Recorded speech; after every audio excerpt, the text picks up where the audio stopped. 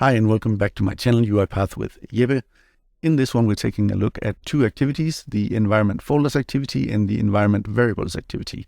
And this is a quick video, but all the same, if you like it, make sure you give it a thumbs up and subscribe to the channel and hit the notification bell so you'll be notified when I put out more videos. So without any more delays, let's just get to it. So I'm inside Studio in an empty project.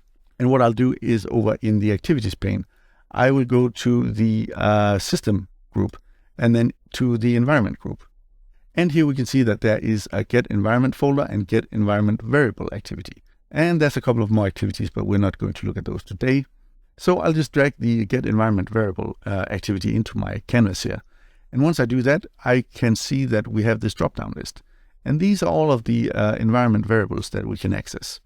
And that is everything from, the processor count on the machine and the process ID. Is it a 64-bit process?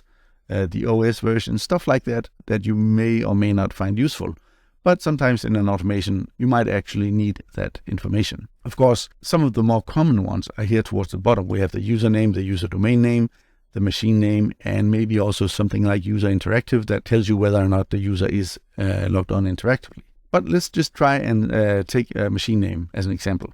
So I select that, and in order to sort of get the machine name, I need to save the return of this activity to a variable.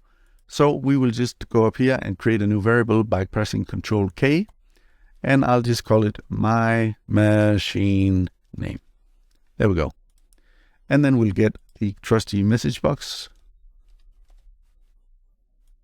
drag that in, and we'll just have it print my machine name. There we go. And if I run the automation, all we should see is a small message box saying the name of my machine, which is Jeppe Desk Home. And that's actually correct. So we'll just press OK and the automation will end. So that is basically the get environment variable activity. So let's try the other one, the environment folder activity. I'll just drag that in between here and I'll delete the top one. And now we want to get the name of my desktop folder, for example. There are a number of other folders that we can access through this activity. Everything from the documents folder to your favorites, fonts, templates, cookies folder. I mean, there's just a lot of stuff in here that you can access. But we'll just keep it simple and just use the desktop folder. And I'll save that to a new variable called my desktop folder path. There we go. And then we will just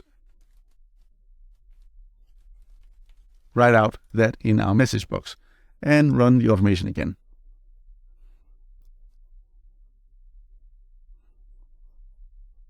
And now we can see that my desktop is located at the Jeppe folder, that is my username, and that folder in turn is placed in the users folder that is placed in the root of my C drive. So this is really also the answer to why environment folders are interesting, because they are often, almost always, user dependent. So if I'm building an attended automation that is going to run on a user's desktop and that user needs to retrieve a file from his desktop or from his My Documents folder, or whatever, that folder is going to be specific and unique to that user. So we need to use environment variables instead of just hard coding a path to a desktop, because it's not going to be the same for every user. So I'll just OK out of this, and there we go, the automation is done. Now, being an old developer, some of this just seemed familiar to me. And it occurred to me that you can get to a lot of these environment values without having to use these activities. So we'll just delete the get environment folder here. And then instead, inside of the message box, we can just type in environment and press the period key. And then we get access to the exact same properties and values that you get within these two activities.